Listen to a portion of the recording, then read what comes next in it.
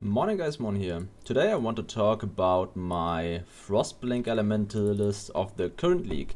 I've done this build last league with a different approach, and today I just want to show you how this build has evolved, what has changed, and how it's doing. Like, we quickly just do a map here and kill the Elder Slayer, then do an Elder Slayer invitation, talk about what the build does or how I am doing it after, and go into one or two Uber fights right after. So we do a little bit of everything, and I just want to quickly check the essences and where the boss is, so you have an idea of how the character maps and bosses. It is overall a pretty fun character. Like, you don't really need to care much about what is going on, because you just jump through and everything around you dies.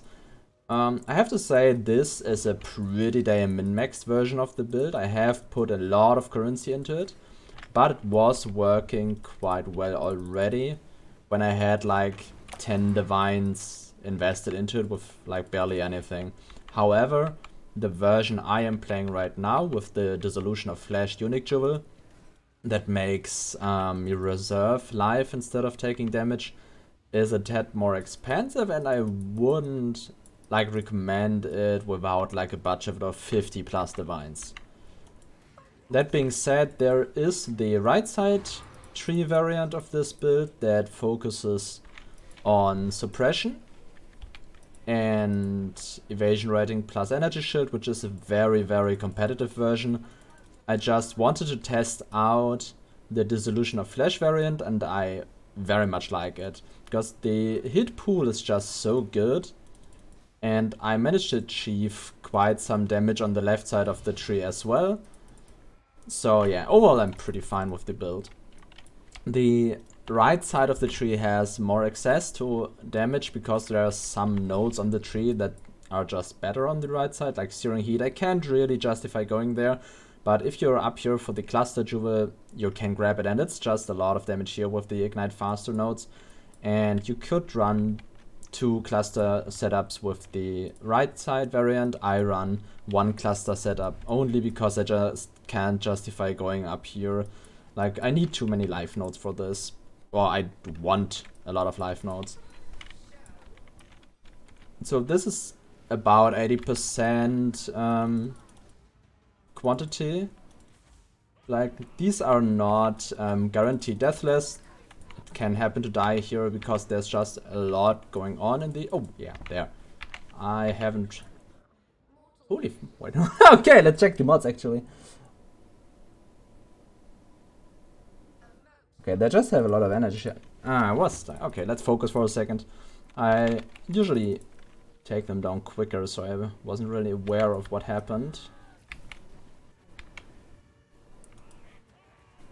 And I always forget that the Redeemer with, how it's called, with additional projectiles is quite a nightmare.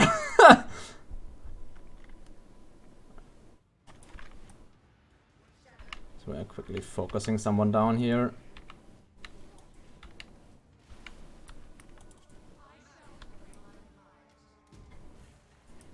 I am level 100 on this character, so I don't really care much about dying. You can play these fights a lot more smooth. Like, I was just running in there. And yeah, I haven't thought about 4 projectiles on the Redeemer. That's quite a mess. But okay, you've seen the damage is quite there, and if you actually try, you survive this fight pretty comfortably. And these had plus 80% elemental resistances and crit, projectiles and everything. There are worse mods for this build, and I usually do not like to run Reflect Elemental, of course. Cannot regenerate is really annoying. And avoid elemental ailments are like the worst, these 3. Cooldown recovery and exposure are just a little annoying. Cooldown recovery makes the clear pretty awkward at times when you don't hit a lot of enemies, and exposure just, well, it takes a lot of our damage, and I just don't like that. It doesn't really matter while mapping, but yeah, you see my point. So let's take a quick look. We are running a Bronze Leaf with the Frostblink, Cult of Fire, Awakened Deadly Ailments, Swift Affliction, Burning Damage, and Unbound Ailments. We do use Cold to Fire to utilize the Shaper of Flames, so we deal 25% more damage with ignites, because our greatest damage source is fire damage, because we mostly deal fire damage. And yeah, that's why we convert a part of our damage. That's why Cold to Fire is such an important game. And overall it's just a good game because of the 29% cold as extra fire. And the quality gives increased fire damage and increased cold damage separately, so we gain 20% increased damage from the quality. Then the Scepter is like just one fire damage over time multi, gem levels, and cooldown, and cold damage or fire damage. They are interchangeable and don't really matter. I do have critical strike chance in addition. I was aiming for a few different ones and did take the first one that was looking good, and I was fine with critical strike chance to spells, because we do want some uptime on Elemental Overload. So we get critical strike chance on the Scepter and on the boot enchant. For the boots, I just went with a lot of immunities. You can use the Stampede boots for 80% cooldown recovery, which is pretty good for clearing. I just wanted a better option for bossing, and I wanted to min-max my resistances, and for that I had to change the boots. The Scorching Ground is extremely powerful because it gets scaled by elemental ailment effect. For the helmet we use a Heat Shiver. The Heat Shiver is just a pretty damn good option because we gain 30% cold damage as extra fire damage, because we put all enemies to a 30% chill. Then we just get a shield with like either cold spell skill gems or +1 to all spell skill gems, and then we want life, fire damage, resistances. I do have effect of curses in addition. Curses. Because I do use 3 curses. So this scales pretty well. And then we just want some block chance. This isn't a great base for the shield, but I got the prefixes fairly cheap, so I took it. For the gloves, we want stats mostly, just dexterity if you can get it, life, resistances and stuff. I could get better prefixes here, but those are fairly fine, so I keep them. For the belt, we just want the same strength, dexterity, and yeah, the other shenanigans, like resistance, life, and increased damage. The cluster jewel, the hypnotic eye jewel, I think you can take any eye, just want like life and effect of ailments. I haven't looked at my jewels in quite a while, so I could probably take this one out and put something better in, but I haven't really bothered about it, so yeah. For the rings, we're using a Polaric Devastation and Replica Emberwake. Those two are just way too good. Because on the Polaric Devastation, we get the Covers in Ash, which is just 20%, I believe.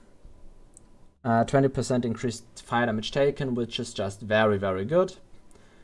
And the only other option we would really have to apply that would be through the Infernal Cry, and I don't really want another button to press, and it has an animation of everything, and we don't like animations on this build. That's why we run like instant skills pretty much only. So then the Replica Emberwake gives a lot of ignite deal damage faster, which is scalable by elemental damage modifier Catalyst, which is just a huge source of damage, and the reduced ignite duration gets counteracted by the Unbound Elements. So this way we get a pretty decent ignite still, and we are at about 2 seconds of ignite. You can get some nodes like ignite duration here if your ignite is too short in your liking, like for the where is it? For the for the ignite spread, like the proliferation. Proliferation lasts as long as your ignite, so for a good proliferation, what the fuck, you probably want more duration, but I have so much damage that it doesn't really matter. For the amulet, you just want a +2 damage over time, life, and ailment effect or frenzy charge. Both are good. I use frenzy charge here because I am currently working on a +4 amulet, and the minus frenzy charge is no downside, while the reduced ailment craft is very, very bad, so we pick minimum frenzy just for a better chance at getting a good amulet while mirroring these. Yeah, for the flasks we just use damage here. You could take another like evasion flask or something. I just wanted all the damage I could get. Here the mods really don't matter all that much. I have reduced mana cost here, which is nice for clearing, but doesn't really matter in the end all that much. Here we just have evasion rating. It just puts us to like 6k. It's not exactly great, but yeah, why not? I wanted the phasing to run through enemies. I had a different flask prior to this, which was like a pure evasion flask. Can quickly check if I still have it around somewhere, but I do believe I don't. I think I've sold it, do I? Oh no, I do. No, I don't. Okay, yeah, I've sold it. So better like evasion flask would put us to like 10k or something, maybe even more. But yeah, I didn't feel like I needed it. I wanted the phasing to run through enemies. I thought that would that was better, and I had good experience with it. For bosses, you would probably still want an evasion flask. So let's take a look at the like skill tree. We overall are at the left side. We take a lot of life, like all life that is anywhere near us, because we want just a very big pool. And then we want some unique jewels. We are using the dissolution of flesh.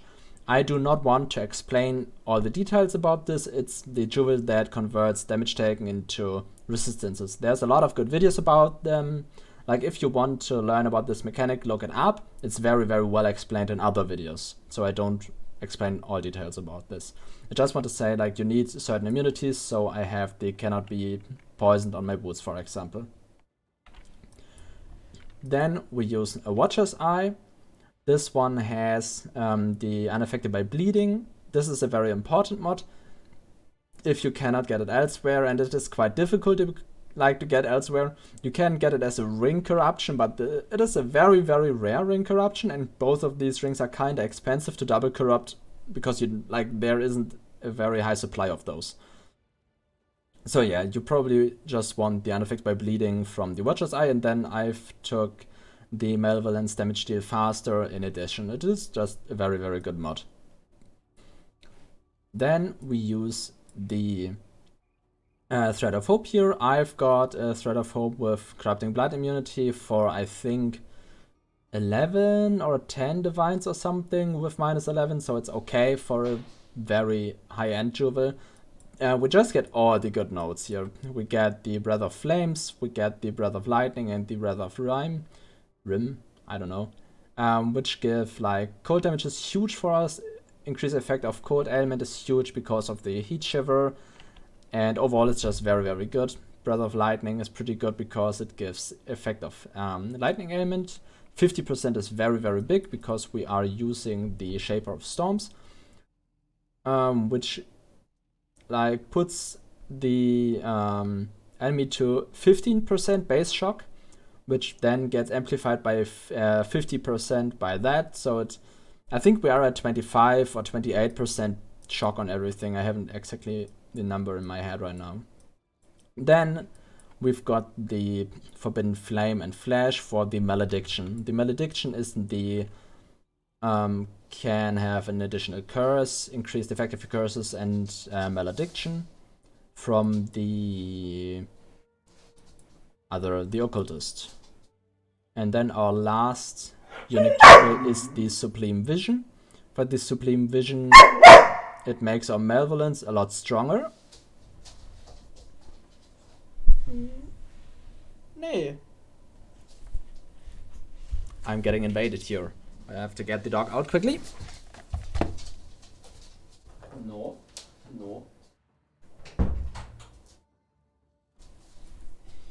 He can wait for a second. The Sublime Vision makes our Malevolence a lot stronger and gives us an additional curse while using Malevolence, but it disables all other auras.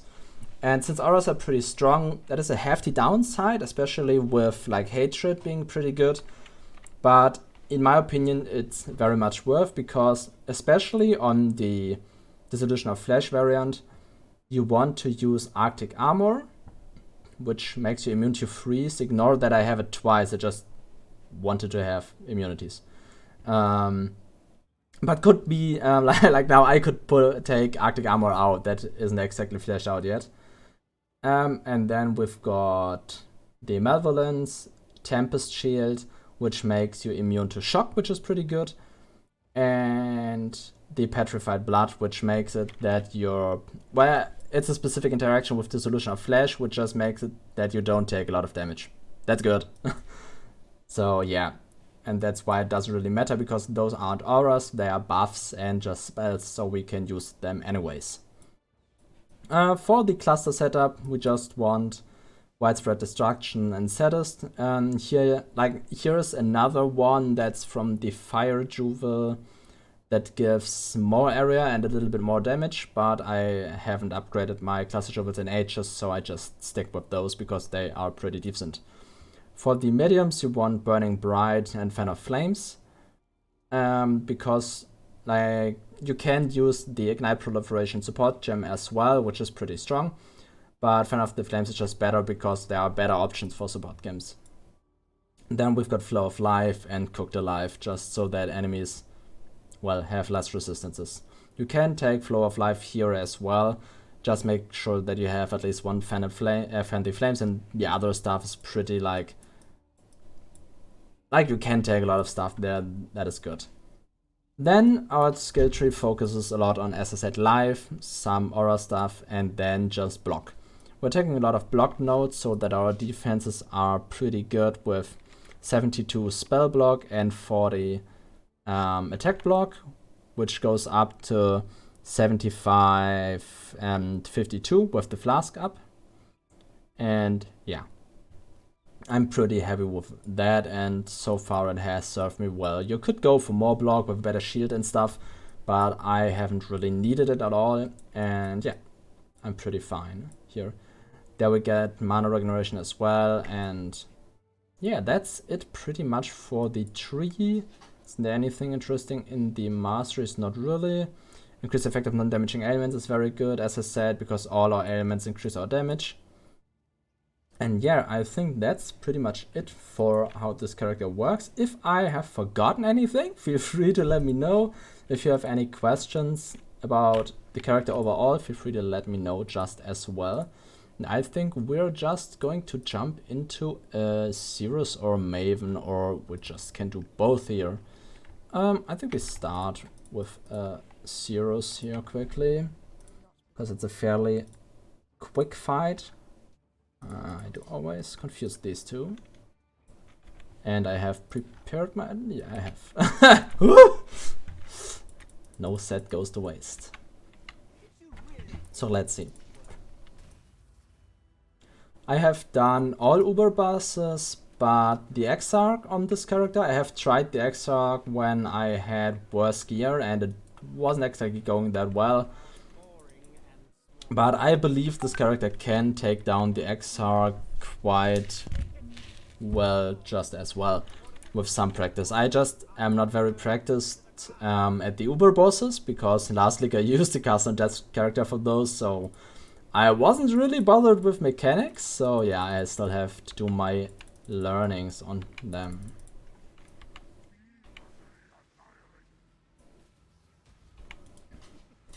Okay, so for Zeros, well, the mechanics apply. Walk under him to proc him, just if you haven't done Zeros all that much. It's pretty important. Oh.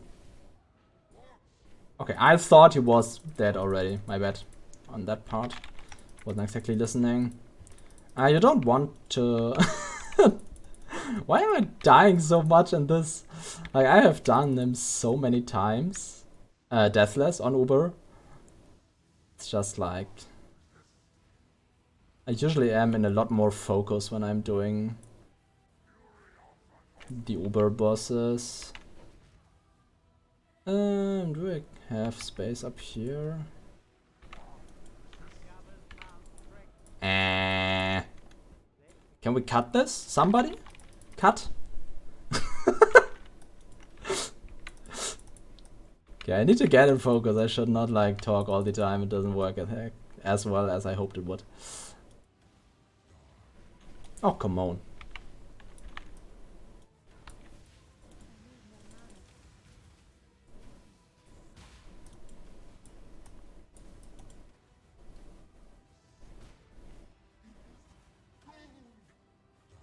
Can you please go into the next phase?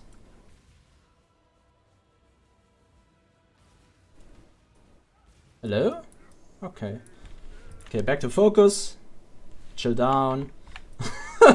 I'm sorry, I don't know why this is going so bad here. I have done them a lot of times, but I just was too confident. Good old overconfidence.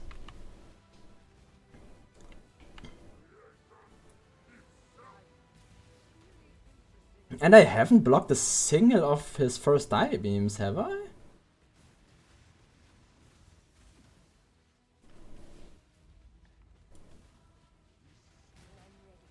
Eh.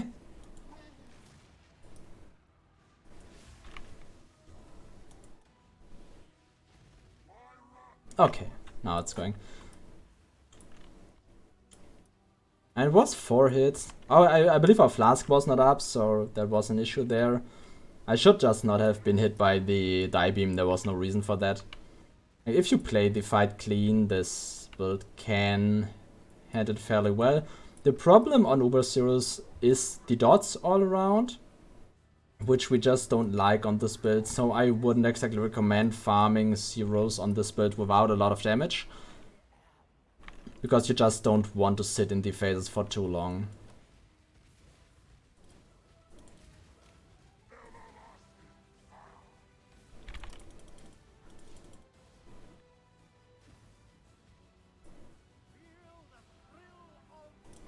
Oh no. Huh. Okay, that was bad timing for me. I thought I could jump out. Okay, so a change I made recently was I spec'd out of sort of Brian King. Because like of the chill immunity on my boots. I haven't thought about that. I mean, I have thought about it. But it usually isn't much of a problem for me that I have no stun immunity anymore. And I just noticed then he can chain stun me, which I wasn't exactly prepared for.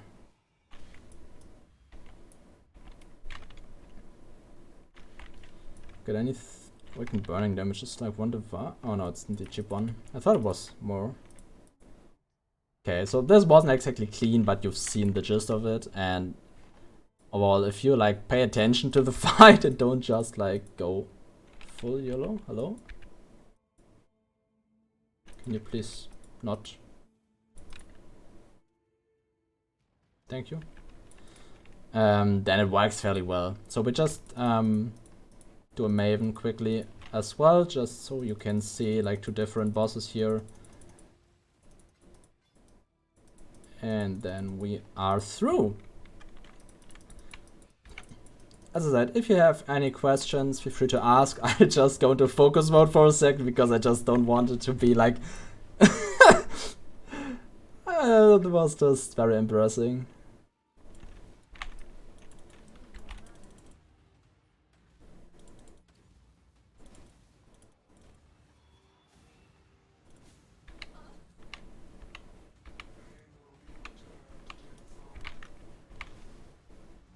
Okay, this was bad. I haven't done her on my new amulet. I deal less damage than I'm used to.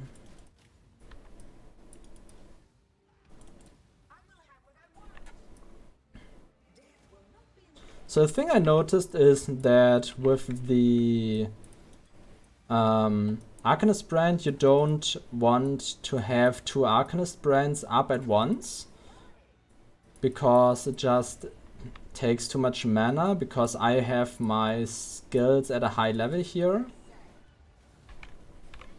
Okay, I quickly need to... Yeah, that's where I wanted them. And just so they are on top of each other and don't bother me all that much. I've got one here. How the fuck did that happen? Okay, I really wasn't very careful with the placing.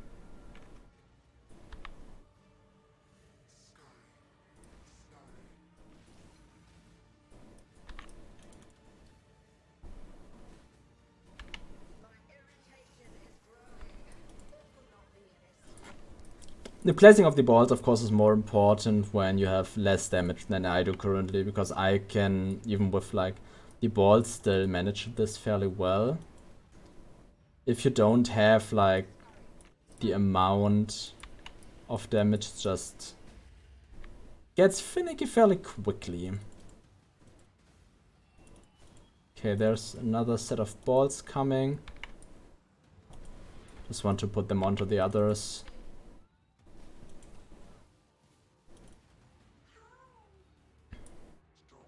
Okay, actually it's quite annoying with the cannot be stunned.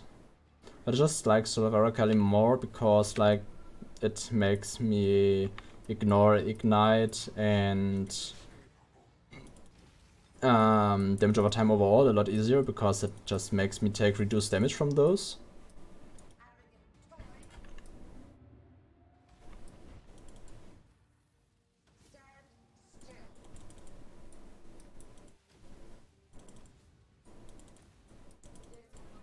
Okay, what's quite nice about the Maven fight is that we can more or less ignore the buff, the debuff here.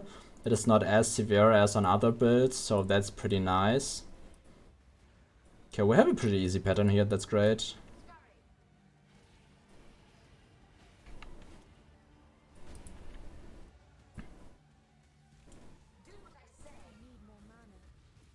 As you've seen, like, the Uber boss fights can go much better than the Zeros one. We have to dodge this because it just deals a lot of damage. For this we can just block it mostly. Why did I? This is so embarrassing, what the fuck? Come on, game. You can't do me like that. Okay, the reason we died here was because, where is it? Petrified Blood makes us lose a part of our health later. And we usually do counteract that by Eternal Youth, because we have 33% of health regeneration per second. But we just... Like, I just talked about the debuff we can ignore mostly. This is a case where we cannot, because we do not regenerate. So you still don't want to take the debuff, it's just like more ignorable than another build. What the fuck? Okay, but overall, you've seen the gist of the character and how it works when you don't really pay attention to the Uber bosses. Yeah, I guess that's it. Thanks for watching. If you have any questions, feel free to ask, and see you on the next one.